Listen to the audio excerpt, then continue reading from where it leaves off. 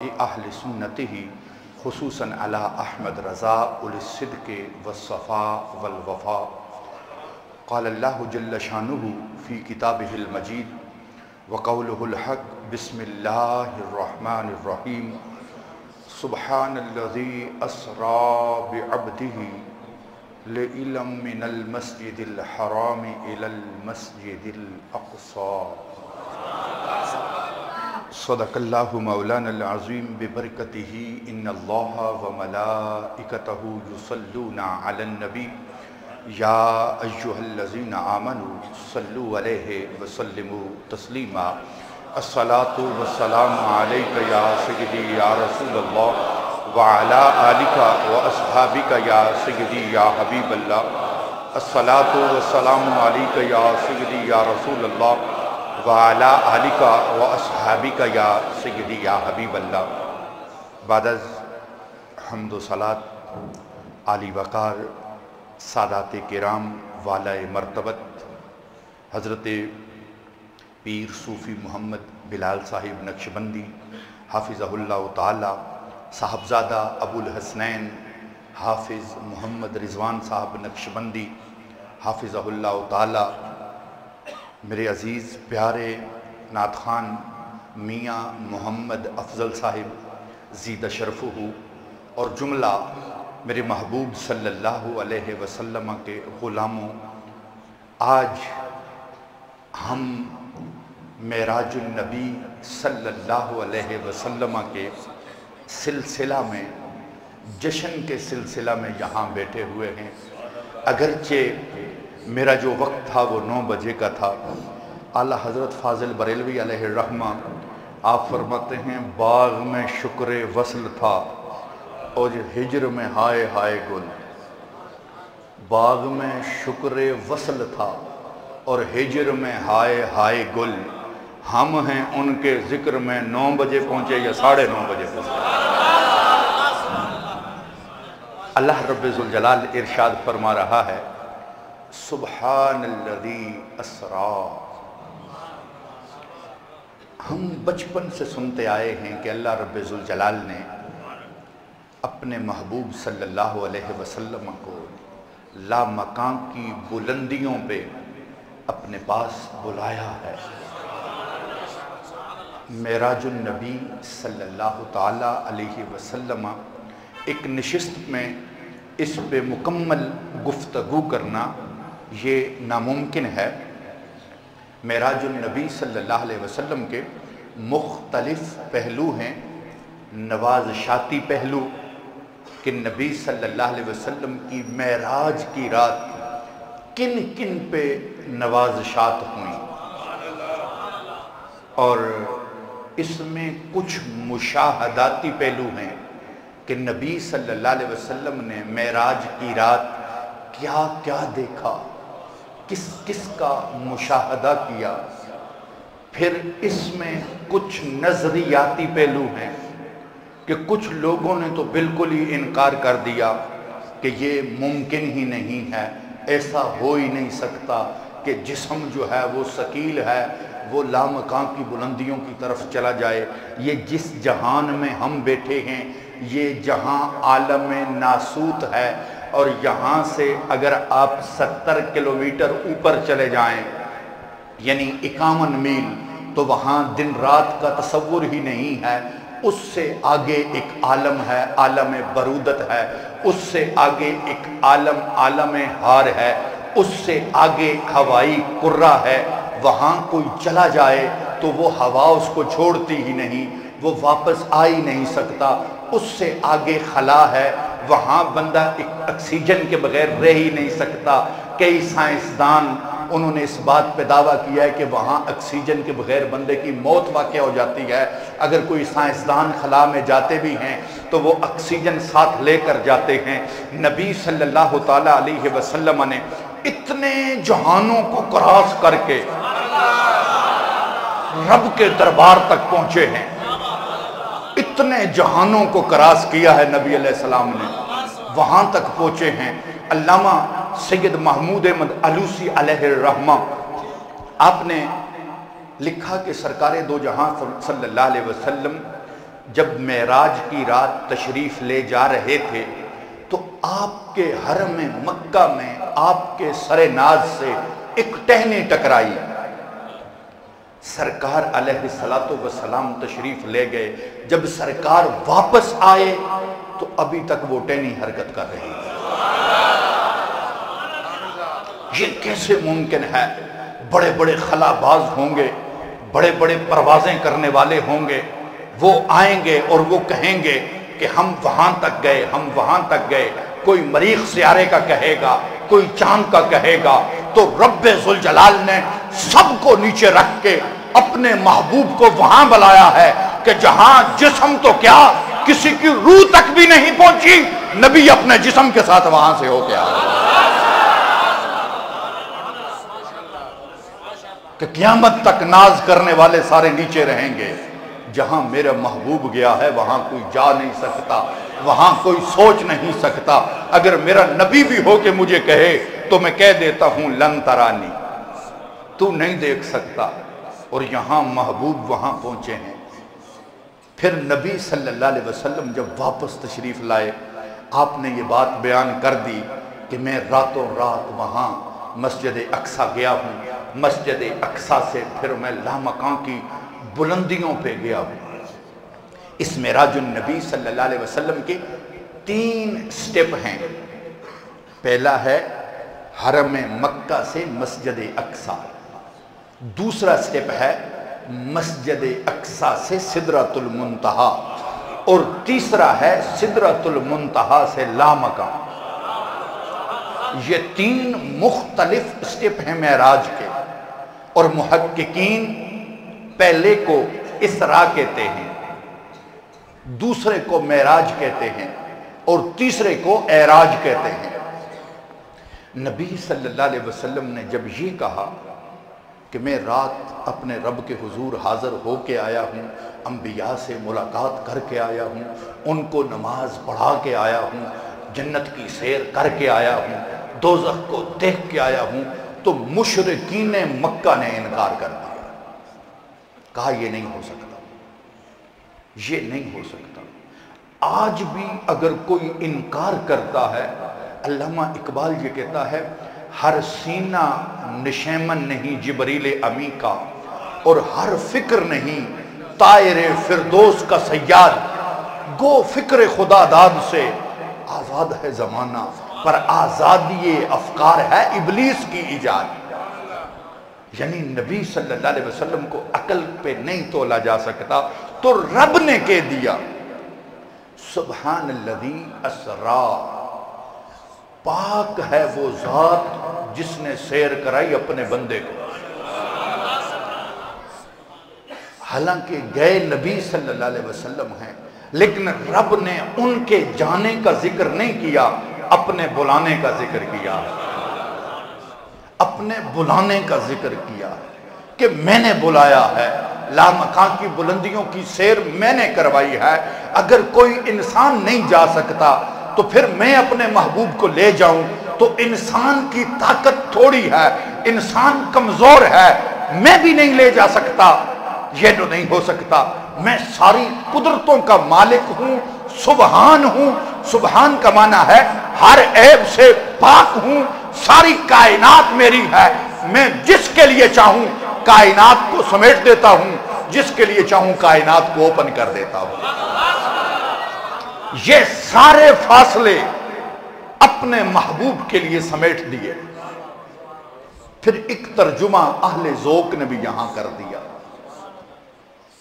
اہل ذوق سے مراد میں لے رہا ہوں عارفین، فقراء۔ انہوں نے یہ کہا کہ نبی صلی اللہ علیہ وسلم معراج کی رات جب گئے، سیدنا آدم علیہ السلام سے لے کر نبی صلی اللہ علیہ وسلم تک، اور نبی صلی اللہ علیہ وسلم سے لے کر آج تک، اور آج سے لے کے تا صبح قیامت، اتنی بڑی بارات کسی کے نہیں ہوگی جتنے رب نے محبوب کی بارات رکھی ہے۔ اتنی بڑی بارات کسی کی نہیں۔ ایک جگہ پہ آیا ہے کہ 70,000 فرشتے، 70,000 نوریوں کے جرمٹ میں نبی صلی اللہ علیہ وسلم گئے، ایک جگہ پہ آیا کہ 1,80,000 فرشتوں کا جھرمٹ میں رب نے محبوب کو عرشوں پہ بلایا ہے۔ اب سوچو، میں نے 1000 کا فگر بھی کسی بارات میں مکمل نہیں دیکھا کہ کسی کے 1000 باراتی ہو۔ کائنات کا دلہا، فاضل بریلوی کہتے ہیں شب اسرا کے دلہا پہ دائم درود، نوشہ بزم جنت پہ لاکھوں سلام۔ کس انداز کا دلہا ہے۔ انہوں نے کہا کہ نبی صلی اللہ علیہ وسلم ہیں، غسل دیا گیا ہے، براق پیش کر دیا گیا ہے، براق پہ حضور تشریف فرما ہونے والے ہیں، لیکن اتنی بڑی بارات ہے، سر جھکا ہوا ہے، سرکار کی چشمان مقدس سے آنسو بہہ پڑے۔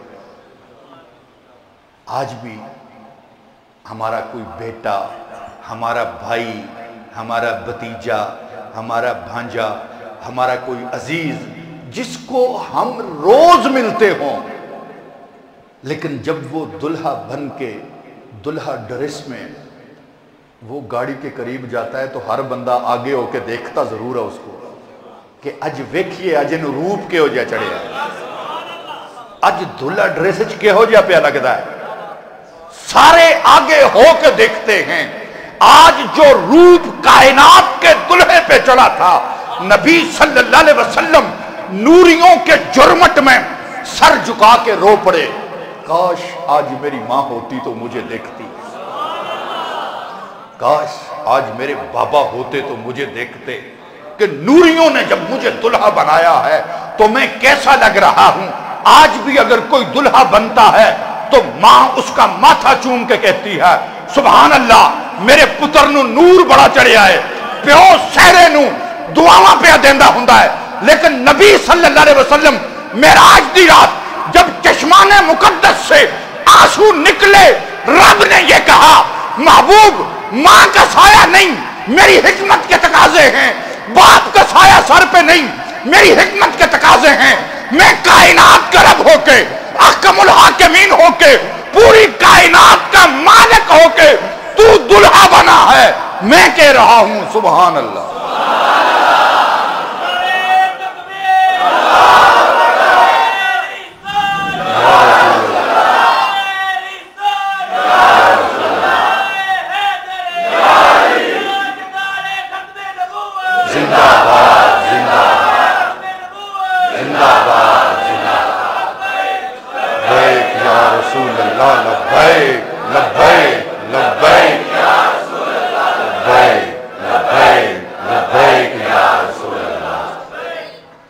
پھر اللہ رب ذوالجلال نے فرمایا سبحان الذی اسرا بعبدہ، پاک ہے وہ ذات جس نے اپنے بندے کو سیر کرائی۔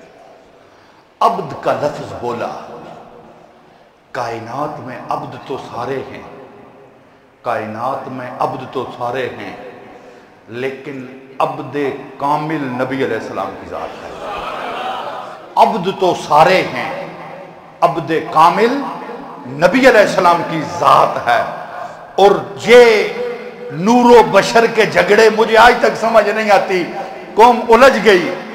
نبی صلی اللہ علیہ وسلم کی شانوں کا تذکرہ اعلیٰ حضرت فاضل بریلوی علیہ رحمہ آپ فرماتے ہیں ذکر روکے فضل کاٹے عیب کا جو یہاں رہے، پھر کہے مردک کے ہوں امت رسول اللہ کی۔ نور و بشر کے جھگڑے زندہ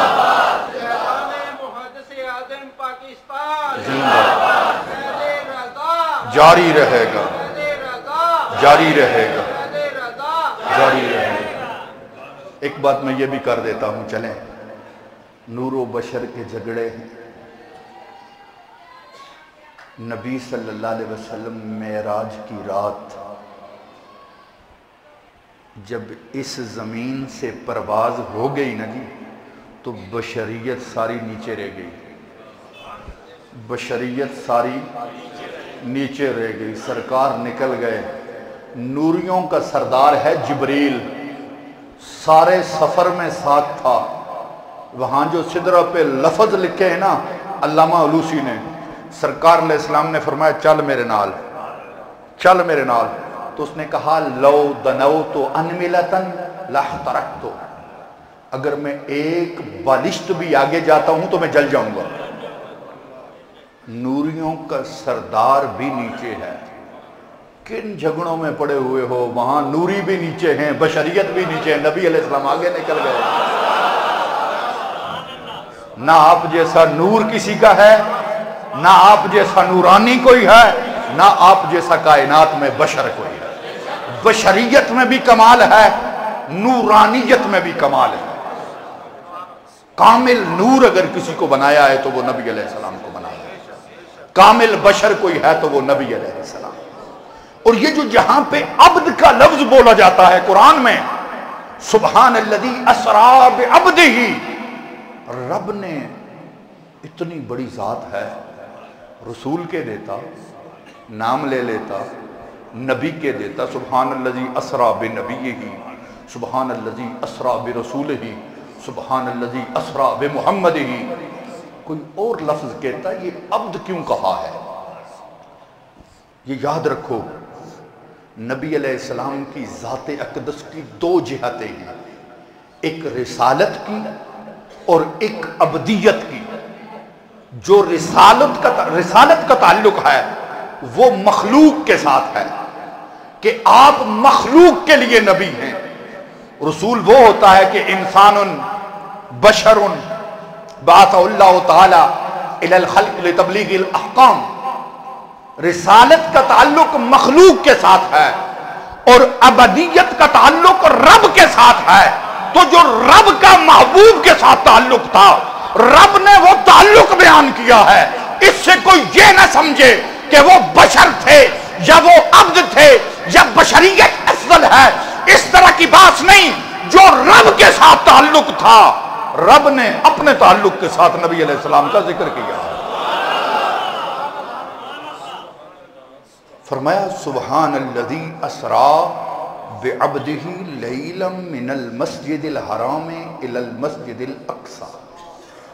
اللہ رب ذوالجلال اپنے نبی کو حرم مکہ سے ڈائریکٹ لامکان پہ بلندیوں پہ بلا سکتا تھا نا، ڈائریکٹ وہ لامکان کی بلندیوں پہ بلا لیتا، یہ درمیان میں مسجد اقصی کیوں آ گئی؟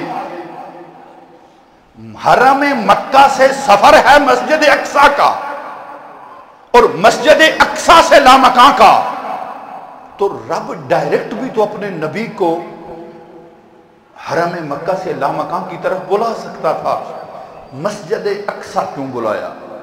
یہاں پر ہمارے علماء نے لکھا، انہوں نے لکھا پہلی بات تو یہ کہ جب نبی علیہ السلام کا عرش پہ جانے کا معاملہ طے ہوا تو جملہ انبیاء کرام صلوات اللہ تعالی علیہ مجمعین نے رب ذوالجلال کی بارگاہ میں گزارش کی کہ اللہ تیرا محبوب تیری بارگاہ میں جلوہ گر ہو رہا ہے، تیرے پاس آ رہا ہے، اللہ یہ ہمارے بھی رابر ہیں، تو ہماری امامت کا شرف بھی ان کو عطا فرما، یہ ہمارے بھی امام بنے۔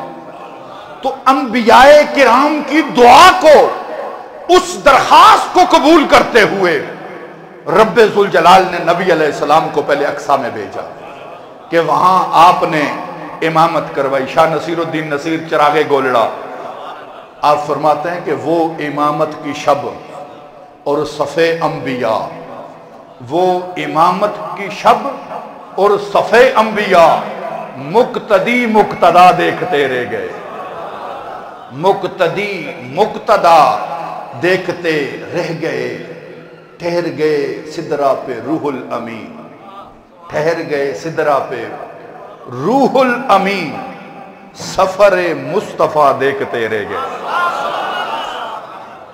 کس انداز میں؟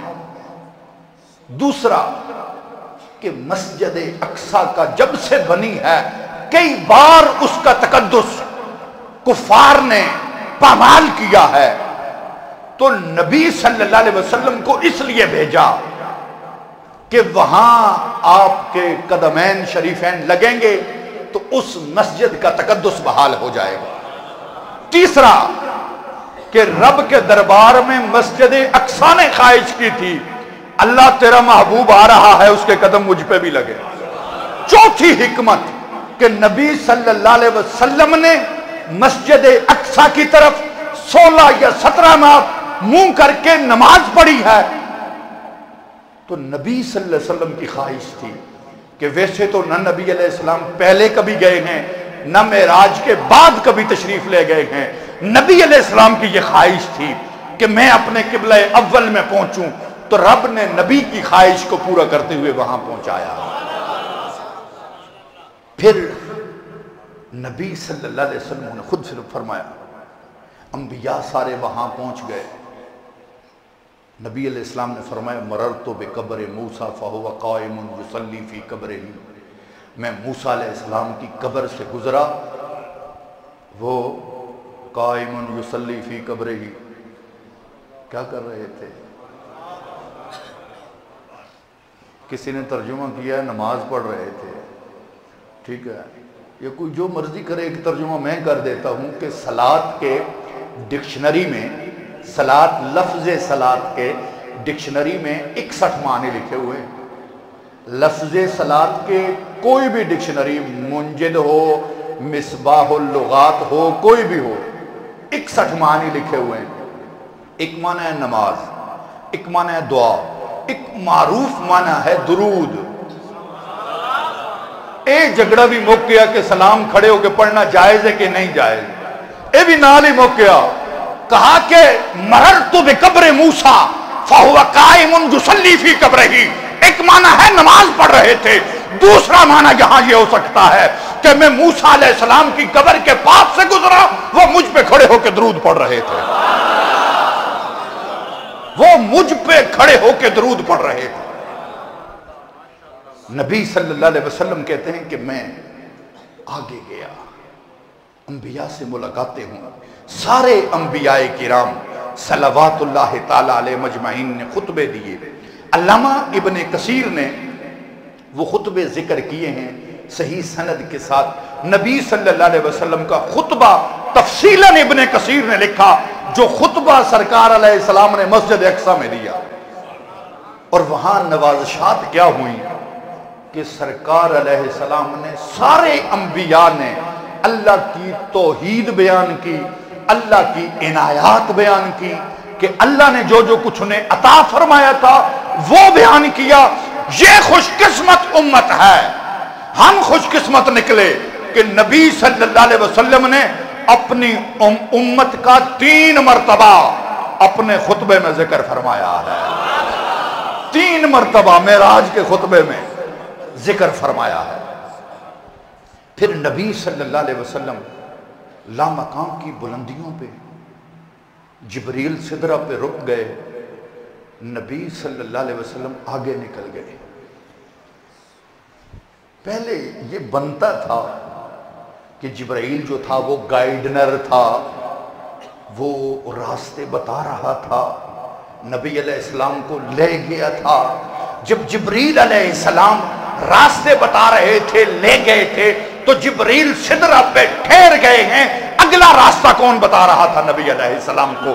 تو پتہ چلا جبریل جو تھے وہ ساتھ تھے نبی علیہ السلام، جس طرح دنیا کے راستوں کو جانتے ہیں اس طرح آخرت کے راستوں کو بھی جانتے ہیں، عرش کے راستوں کو بھی جانتے ہیں۔